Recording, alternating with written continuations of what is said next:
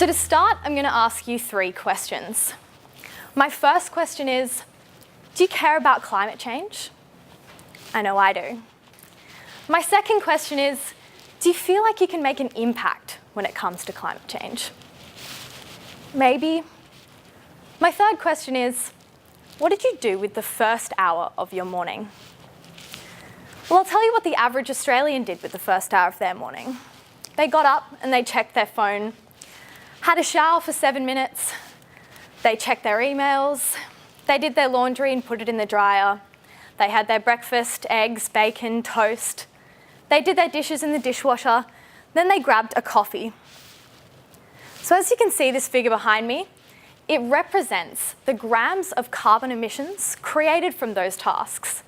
Now, it might not sound like much to you, but if I were to try and offset this amount in one day, I would have to plant 104 trees. Seems like heaps, right? So let's do the day again. How about we take a 5-minute shower? We do our laundry instead and hang it out on the line.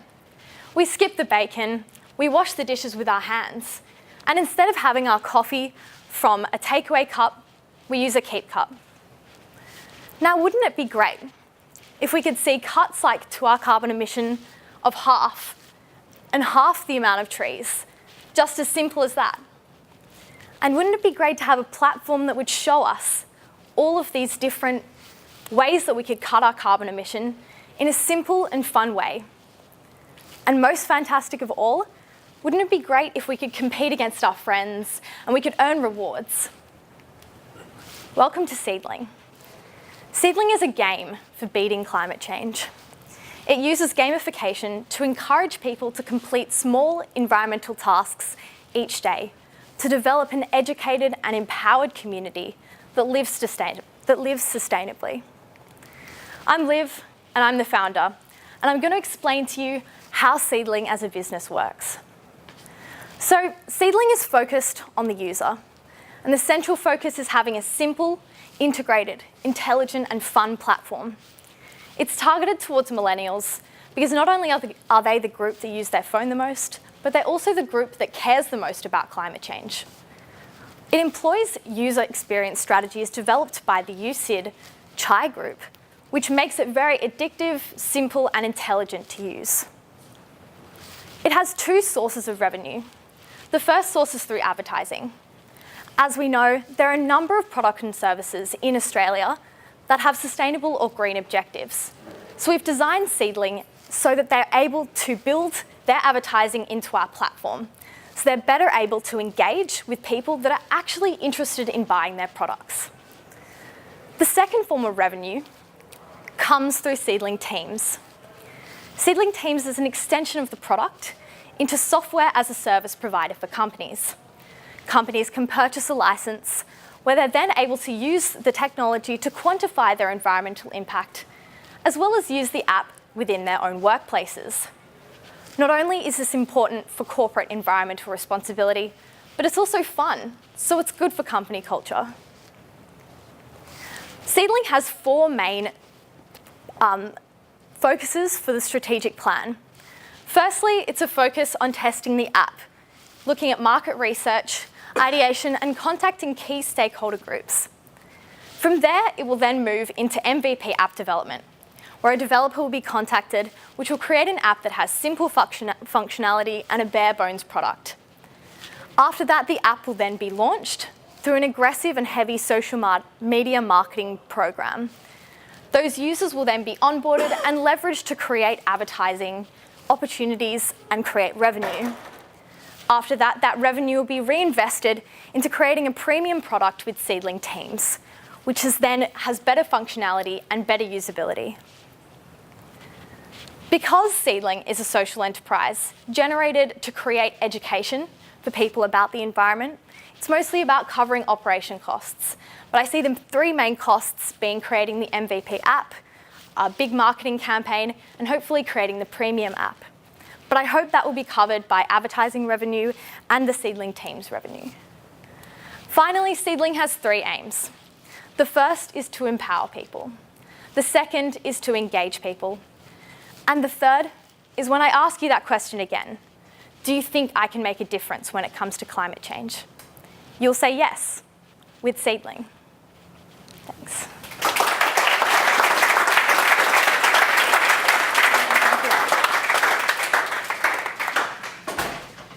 Thanks, Liv, and your slides certainly gave us a colourful start there and made it very easy to capture the concept of Seedling. You mentioned early on there just something around, I'm interested in just hearing a bit more around validation that people will pick this up. I think you might have even mentioned some research. Yeah, and I didn't quite catch that, but I think it's quite important. I guess it's a busy market out there in the apps, and I have this theory that people only look at about 5 apps, so you're fighting for people's attention. Fantastic. Any research as well? Just you mentioned Sydney University, so I'll just take it.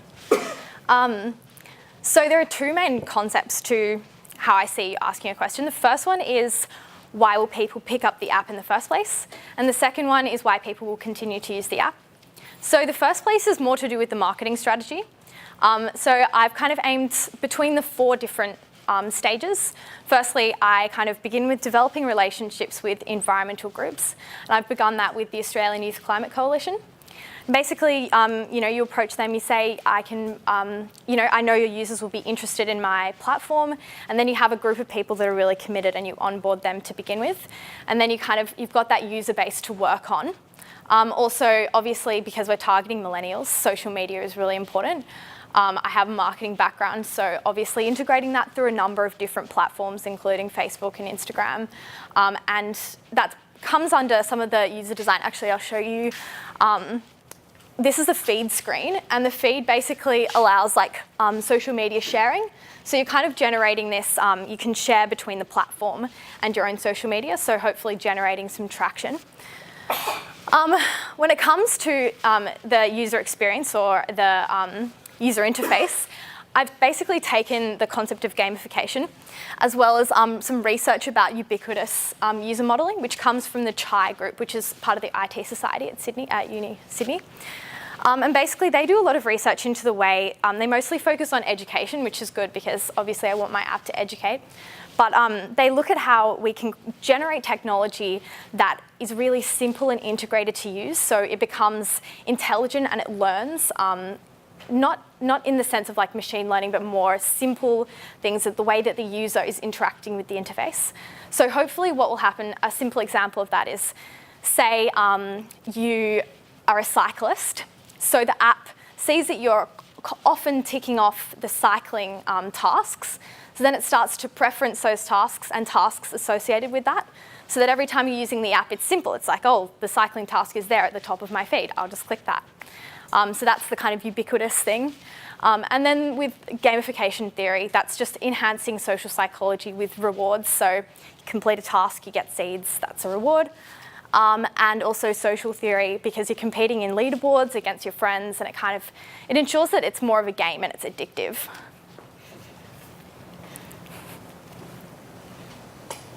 Well done. I thought you had a really, really strong pitch and definitely a strong beginning. I thought you kicked off really well, and I do like your cause.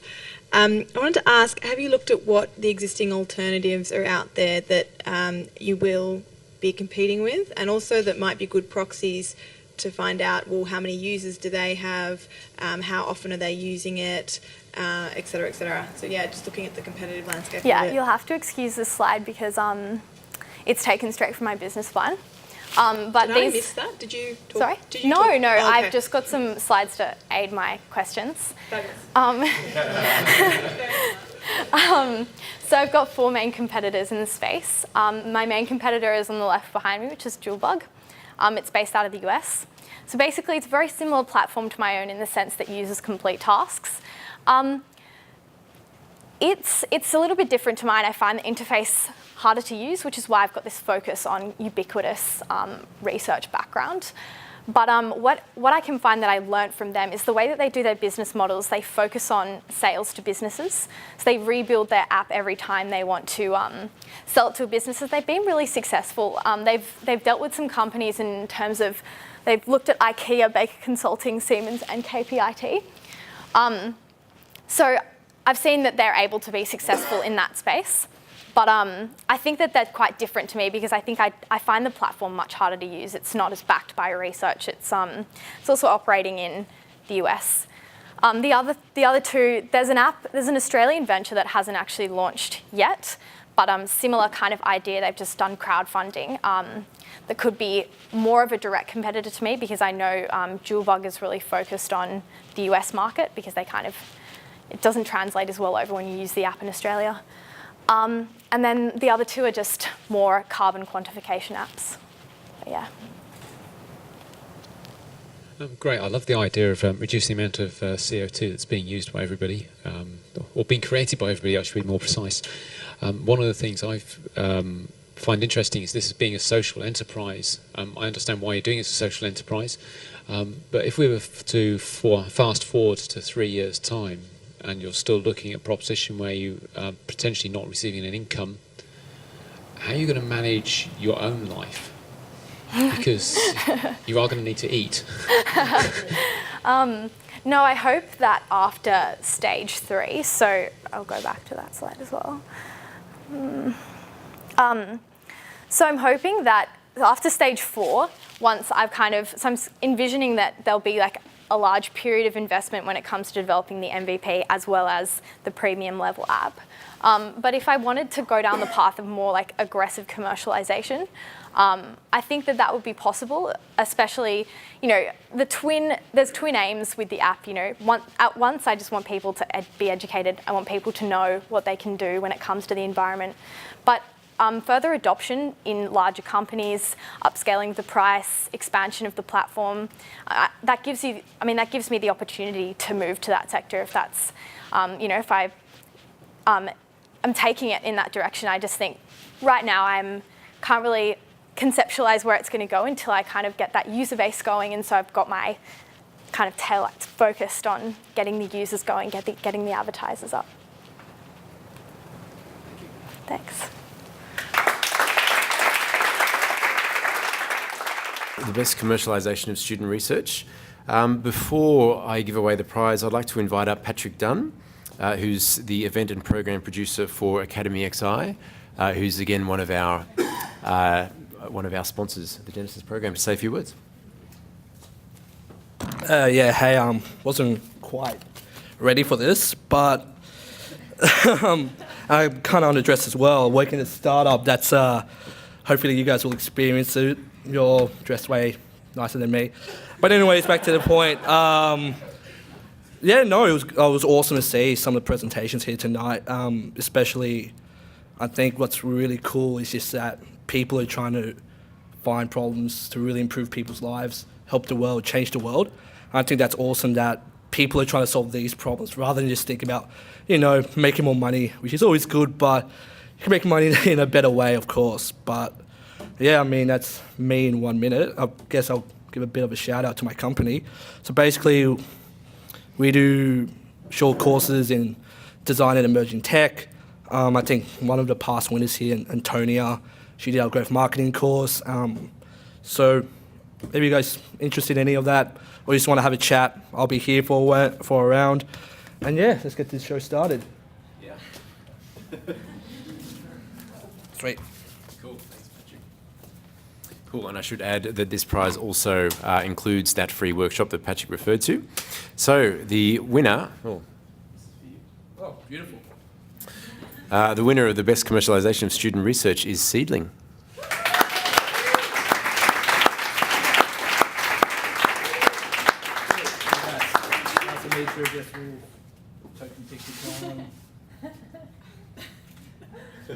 Oh, good.